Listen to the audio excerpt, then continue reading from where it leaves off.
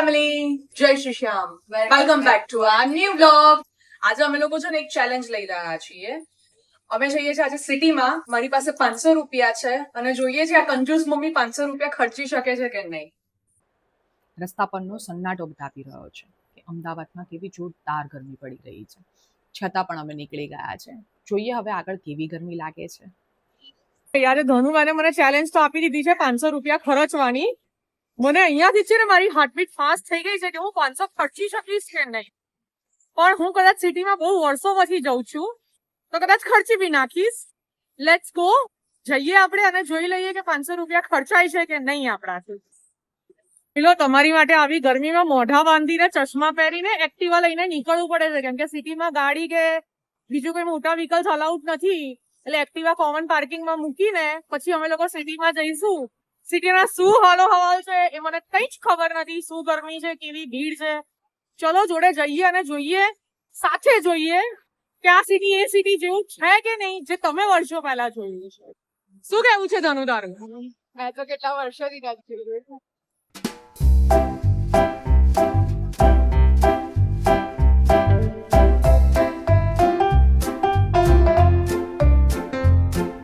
જો આ bag stalls છે ને, આ જોઈને મને છે ને મારું નાનપણ યાદ આવી ગયું કે હું જયારે સ્કૂલ ટાઈમમાં હતી ને ત્યારે હું મારી સ્કૂલ બેગ્સ બધી અહીંયાથી પરચેસ કરતી હતી. આ છે ભદ્રનો કિલ્લો અને આ છે ભદ્રકાળી મંદિર.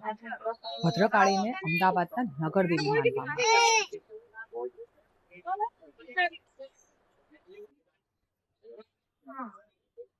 11 રૂપિયા મારા નથી, મને બહારથી કોઈ ભાઈએ આપ્યા છે. અંદર જઈને તમે ચડાવી દેજો, એને મંદિરમાં આવવા.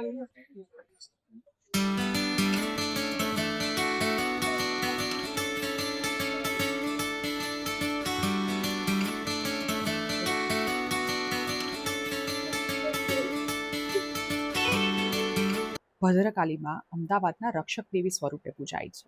આ મંદિર અમદાવાદના ઇતિહાસ અને સંસ્કૃતિ સાથે ખૂબ ગાઢ રીતે જોડાયેલું છે. શોપિંગ મારી માટે કરવાની હતી, શોપિંગ એની માટે કરવા માંડી છે. આ તારા બજેટમાંથી કટ થશે, મારા બજેટમાંથી નહીં. બધાની પ્રાઇસ અલગ અલગ છે.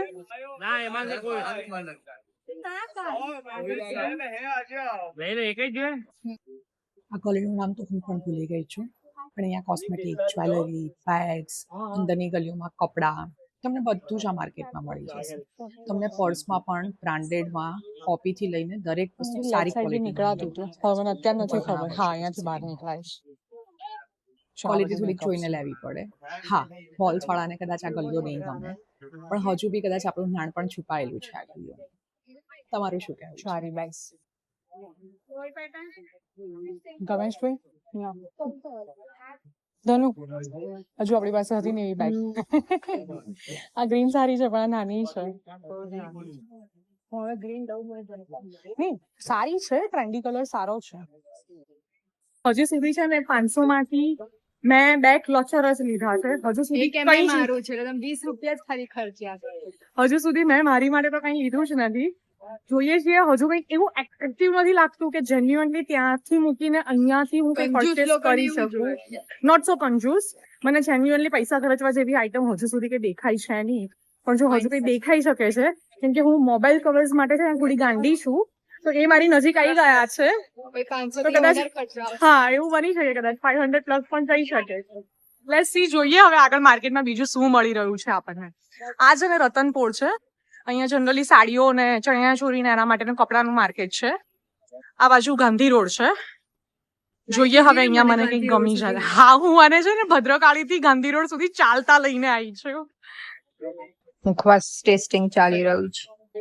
લાગતું નહીં લેશે, લેવો જોઈએ. રેસ્ટોરન્ટમાં હું એક મુખવાસ ટેસ્ટ કરીને આવી છું અને હું એ મુખવાસની સર્ચિંગમાં છું. અંકલ એટલા મસ્ત છે ને, એમને મને એવું કીધું કે ચાખો નહીં, ખાઈ જાઓ. હા, મને પાંદડીઓ યાદ છે કે આવું કઈક પાંદડી જેવું. હા, એવું કરો. ચલો, કંઈક તો લીધું એમણે, થોડું મોટી અમાઉન્ટ નું. ઇગ્નોર કરજો. પર્સ બહાર કાઢવાની ઈચ્છા નથી થતી મને. જુઓ, બહુ મજા આવી રહી મને. ડાયરેક્ટ કેટલા 100 રૂપિયા થશે ને? હા, 100 ગયા. 120 રૂપિયાનું અત્યાર સુધી લીધું છે. Bye bye. અહીંયા છે ને મેં ધનુ સાથે નાનો પ્રેન્ક કરી નાખ્યો. ધનુને એવું કીધું હતું કે આપણે ગાંધી રોડથી રિટર્ન ઓટોમાં આવી જઈશું, જે એક્ટિવાનું પાર્કિંગ હતું ત્યાં. અને બિચારીને રિટર્ન ક્યારે હું ચાલતી લઈ આવીને એને પણ ખબર ના પડી. મજા આવે. એ ક્યારે આવી ભીડભાડમાં ચાલી નથી. એકચ્યુઅલી હું પણ ક્યારેય ચાલી નથી. મજા આવે આ બધી ગલીઓમાં ફરવાની. તો આ બધું જોઈને છે ને નાનપણ યાદ આવી ગયું. કોણે કોણે આ બધું ખાધું છે કમેન્ટ કરજો. હાય આમલી, કાતરા, બિયા, જેલી, તૂટી ફ્રૂટી. ધનવત કોઈ દિવસ આવું કઈ ખાધું બી નથી. ખાધું જ કોઈ દિવસ? આ બધું આટલી બધી ઝૂમ થઈને કેમ આવે? થોડી આગી જા ને. બિચારો કેમેરો ના પાડે છે, તું ના આવી શકલી છે પછી. ને મેં તો દગો કર્યો. તમને કીધું તાજુ તો રિક્ષામાં બેસાડીશ. તમે રિક્ષાની ચાલીને લાયા. હવે આટલું ચાલીને ગયા પછી કોઈ એવી રીતના રિક્ષામાં થોડી બેસી જાય. સારું થોડી 500 લાગે. રૂપિયા ખર્ચવા માટે જઈને ચલ હવે લેફ્ટ સાઈડ નીકળ. હાસ તો ફાઇનલી લઈ લીધા હા બિયા. ધનુએ અપાયા. ધનુ તે અપાયા કે મેં જાતે લીધા? ચલ જૂઠી. પૈસા મારામાંથી કાઢ્યા ને પૈકી મેં અપાયા. હા નહીં લે.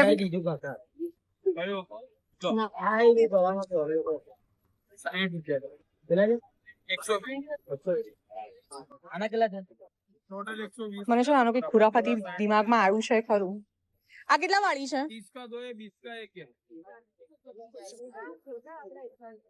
આ છે ને પેલું ઝારા વાળો બ્લેક શર્ટ છે ને એમાં લગાવાયા બધા. હા અલગ અલગ કલર્સ ના કરીને મસ્ત કોલર સેટ કરાયા આનો. જો ભી ખાયા પિયા કુછ નહીં, ગ્લાસ થોડા બારાના. ખર્ચો નહીં તો અને શોપિંગ તો છે ને ધનુબેને જ કરી છે. વાત લગા. મારી તો કોઈ શોપિંગ થઈ જ નથી. મુખવાસ લીધો છે એ બી મારી પર્સનલી એકલી માટે નહીં, એ ઘરમાં બધા જ મુખવાસ ખાવાના મમ્મીના છે. તકલીફ જ છે. એમને એમની માટે દિવસ માંડ તો મળ્યું હોય કે ભાઈ 500 રૂપિયા ખર્ચો તમારી જાત માટે. એ અહીંયા થોડી ના આવશે. એ અહીંયા આવતા જ ના. મન જોઈને ડરી. જોઈ લો અમદાવાદનું સિગ્નલ. 1.5 મિનિટનું સિગ્નલ હોય છે. જોયું છે ક્યાંય આટલું મોટું સિગ્નલ તમે? ઘર કે બુદ્ધુ ઘર કો વાપસ લौटा. ગયા હતા અમે અમારી શોપિંગ કરવા માટે અને ઘરનું શાકભાજી લઈને છેલ્લે પાછા આયા. શોપિંગ તો દૂર દૂર સુધી લીધું. ક્લચર જ લીધું નહીં ધનુભાઈ આપણે? હા ક્લચર લીધું, મુખવાસ લીધું. બાકીનું બતાવીએ ઘરે જઈને શું શું લીધું એ. ઘરે આવી ગયા. હવે મારું ફટાફટ ચેન્જ કરીને બાકી રહ્યા છે 6:30. હવે ફટાફટ હું ડિનર બનાવી લઉં. ડિનર બનાવતી વખતે કરી આપણે સીધા કિચન. જો આજે છે ને રીંગણનું એક અલગ રીતના હું શાક બનાવું છું. રાઉન્ડ રીંગણ હોય ને આવા, એને છે ને મેં રાઉન્ડ કટ કરી દીધા છે. પછી આ પાણીમાં એટલે અમારે કાળા ના પડી જાય. અને પછી આમાં ધાણા જીરું, મરચું, હળદર, થોડો ગરમ મસાલો, મીઠું આવી રીતના કરી અને પછી મેં આવી રીતના થોડા સેલો ફ્રાય જેવા કરી દીધા છે. પછી હવે આગળની પ્રોસેસ બતાવું તમને. આગળ બીજું પછી શું કરશું. આ શું થઈ જાય ને પછી. જો મેં રીંગણને હવે આવી રીતે થોડાક શેલો ફ્રાય જેવા કરી નાખ્યા છે. આમ તો પ્રોપર કુક જ થઈ ગયા છે. હવે આપણે કેવી રીતે બનાવીએ છીએ ને આગળ જો. અને આ છે ને દહીં છે, આમાં મરચું, મીઠું, ધાણા જીરું, થોડો કિચન કિંગ મસાલો અને આદુ અને લસણ આ બધું મેં પ્રોપર આમાં મિક્સ કરી દીધું છે. આ મેં મિક્સ કરીને રેડી કરીને રાખ્યું છે. હવે આજે આપણે હિંગનો વઘાર કરીને રાખ્યું હતું ને એમાં બધી સ્લાઇડમાં છે ને આપણે આવી રીતે મૂકી દઈશું.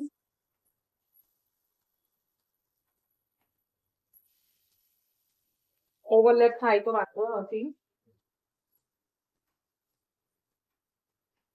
પછી બધું સ્મેશ જ થઈ જવાનું. આનો ટેસ્ટ છે ને કે અલગ જ આવે છે. લાઈક આવી રીતે મૂકી દેવાનું છે. અને હવે આની પર આપણે જે દહીં રેડી કરીને રાખ્યું છે ને હું દહીંને પોર કરી દઈશ.